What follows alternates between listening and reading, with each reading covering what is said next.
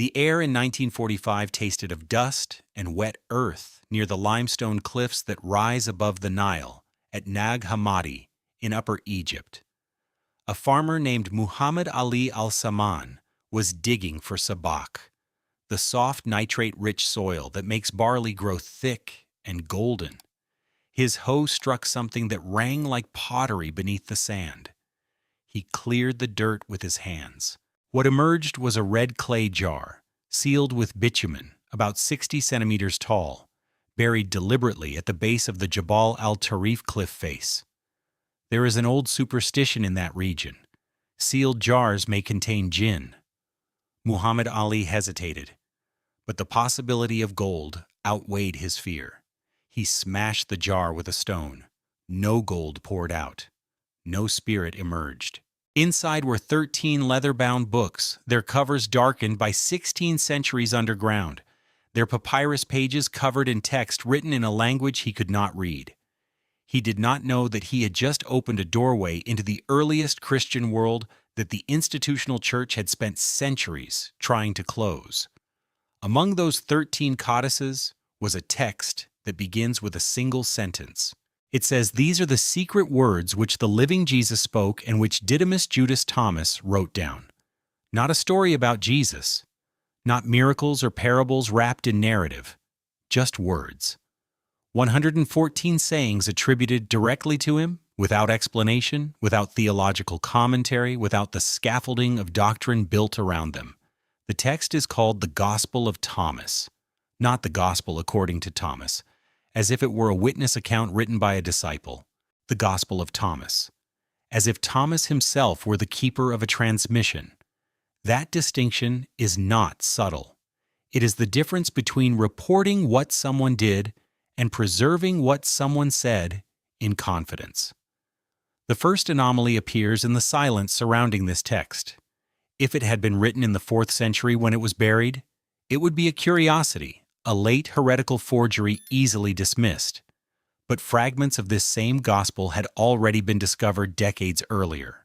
In 1897, British archaeologists Bernard Grenfell and Arthur Hunt were excavating at Oxyrhynchus, another site in Egypt where the dry climate preserves papyrus, like amber preserves insects. Among thousands of fragments, they found 3 leaves containing sayings of Jesus in ancient Greek that matched no known gospel. They called them the logia, the sayings, and filed them away, because they had no context. When the Coptic version from Nag Hammadi was finally translated in 1959, scholars recognized those Greek fragments immediately. They were the same text.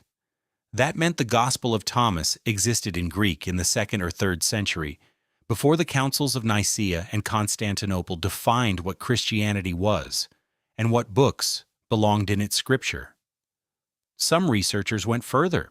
The German theologian Joachim Jeremias published studies in 1964 arguing that certain sayings in Thomas might predate the canonical Gospels of Matthew, Mark, Luke, and John, not copied from them, independent, drawn from an oral tradition that could trace directly back to the earliest followers of Jesus in 1st century Palestine. This is not speculation from the margins. It is a hypothesis debated in the most respected journals of biblical scholarship across Europe and North America. To understand why that possibility is so dangerous, you must understand what the Gospel of Thomas actually says. Saying number 3 quotes Jesus, telling his followers that the kingdom of God is not in the sky or across the sea. It is within you and it is outside you. No intermediaries in that sentence, no priesthood, no institution required. Saying number 77 says he is the light over all things, that he is in the wood and in the stone, that whoever splits wood will find him there, and whoever lifts a rock will find him beneath it, not in a temple, not in a ritual, in matter itself. Saying number 113 records the disciples asking when the kingdom will come. The answer is that it will not come by watching for it, that it is already spread upon the earth, but people do not see it.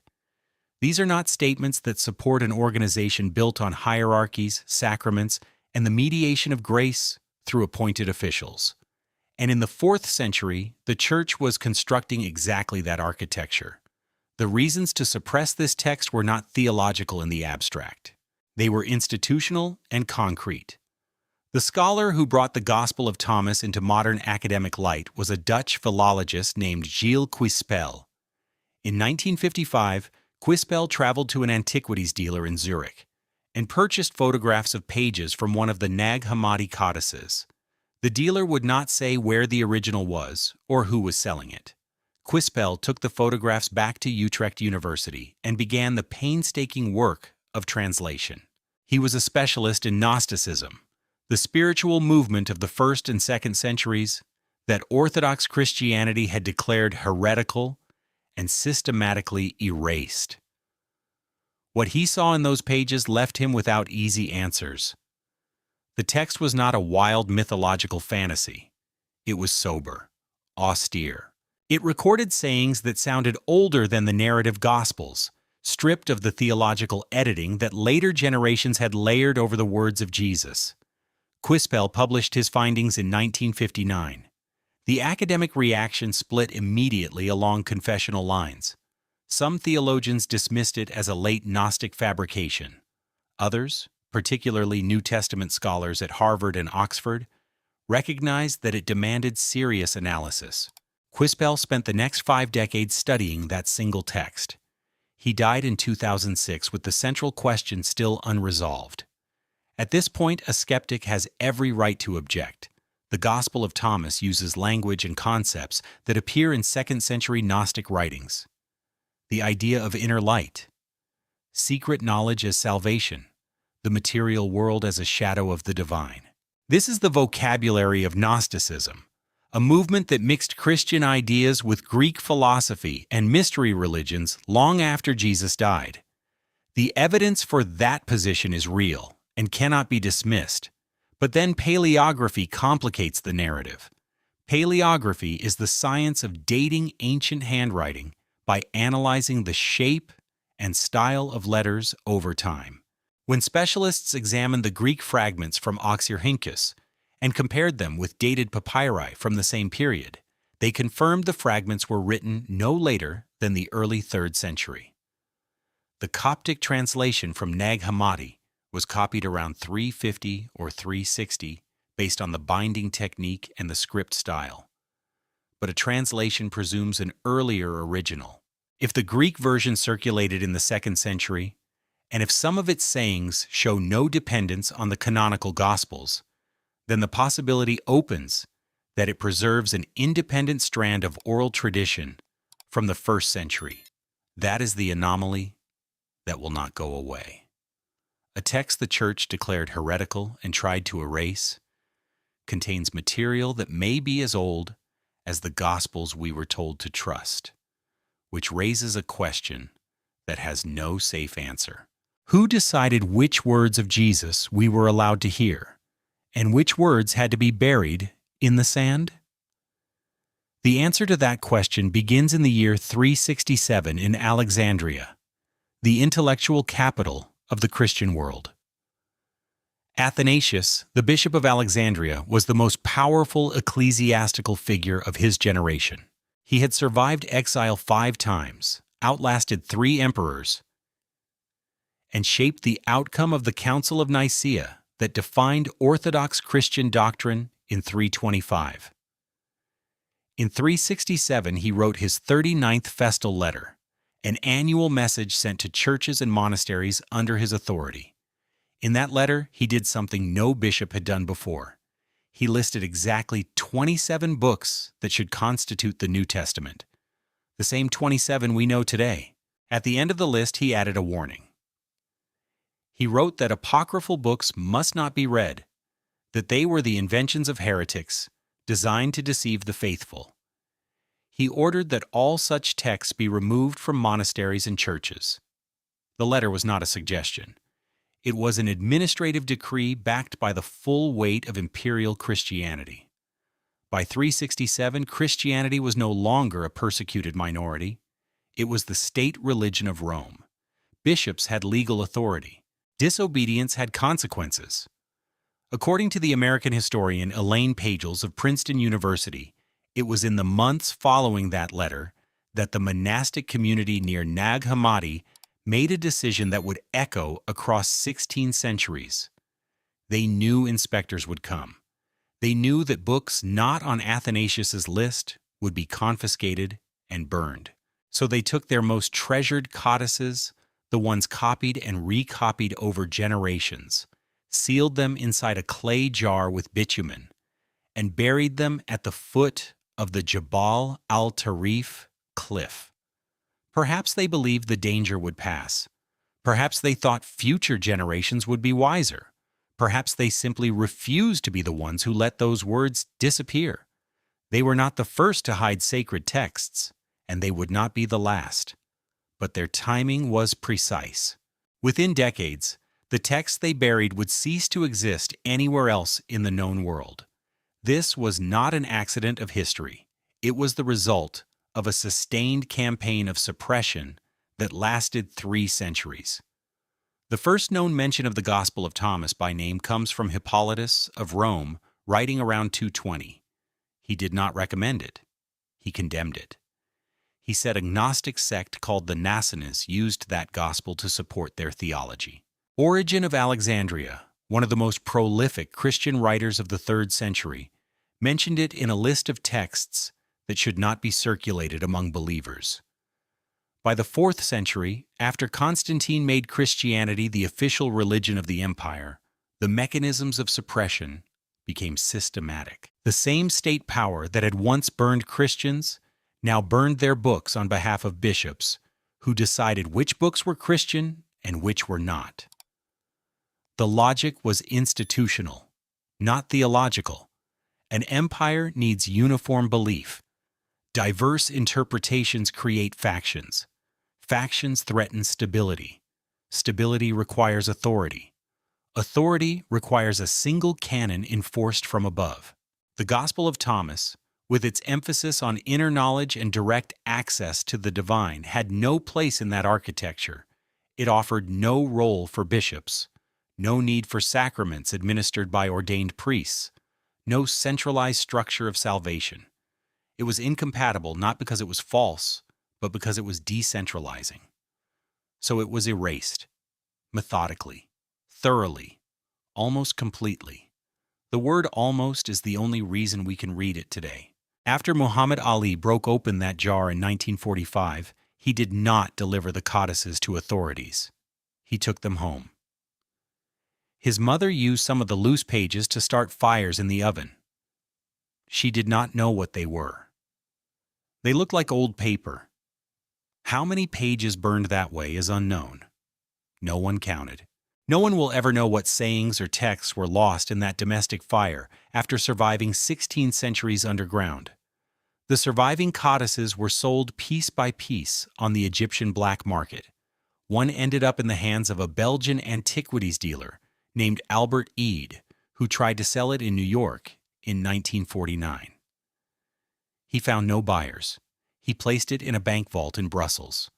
After his death, his widow attempted to sell it again. It was purchased in 1951 by the Jung Institute in Zurich, which is why scholars called it the Jung Codex for 2 decades. The other codices were gradually confiscated by the Egyptian government and transferred to the Coptic Museum in Cairo, where bureaucratic restrictions and limited access kept them out of reach of most researchers for years. A complete facsimile edition of all the Nag Hammadi texts was not published until 1977 by the Institute for Antiquity and Christianity at Claremont University in California. 32 years after the discovery.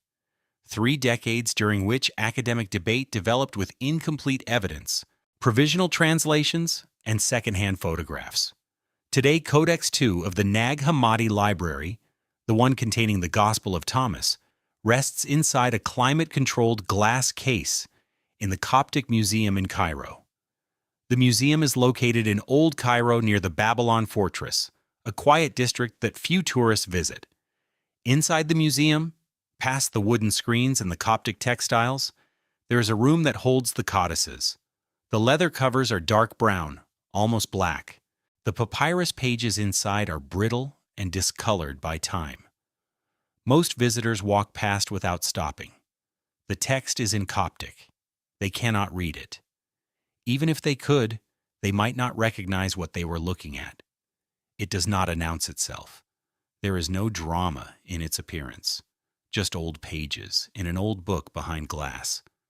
But that fragility is the point. This text survived because someone valued it enough to bury it, because the Egyptian climate is dry enough to preserve organic material, because a farmer needed fertilizer for his crops, because a scholar in Utrecht spent 50 years studying photographs, because a museum in Cairo had the space and the will to preserve what was recovered. If any one of those variables had been different, the Gospel of Thomas would exist today only as a name in the writings of its enemies, a ghost text condemned but never read, and it would not be alone. The first centuries of Christianity produced dozens of Gospels: the Gospel of the Hebrews, the Gospel of the Egyptians, the Gospel of Peter, the Gospel of Mary, the Gospel of Judas. Most are known only from fragments or from hostile references in the writings of Orthodox theologians who quoted them in order to refute them. We know their names.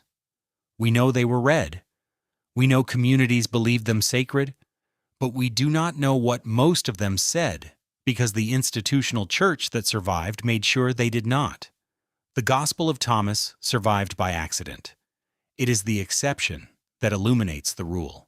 For every text that was buried and later found, 100 were burned and lost forever. The history we have is not the history that happened. It is the history that survived the decisions of those with the power to decide what survived. That is not a conspiracy. It is how institutions work. But the cost is silence. The cost is voices we will never hear, questions we will never know were asked, answers that might have changed everything. In the gospel that was forbidden and buried and almost lost, there is a saying that perhaps explains why it had to be hidden. Saying 5 quotes, Jesus saying that what is hidden will be revealed, and that there is nothing concealed that will not come to light. 16 centuries in the ground, 30 years in bureaucratic limbo, and still it came to light. Perhaps that is the real miracle. Not what the text says, but that it survived to say anything at all.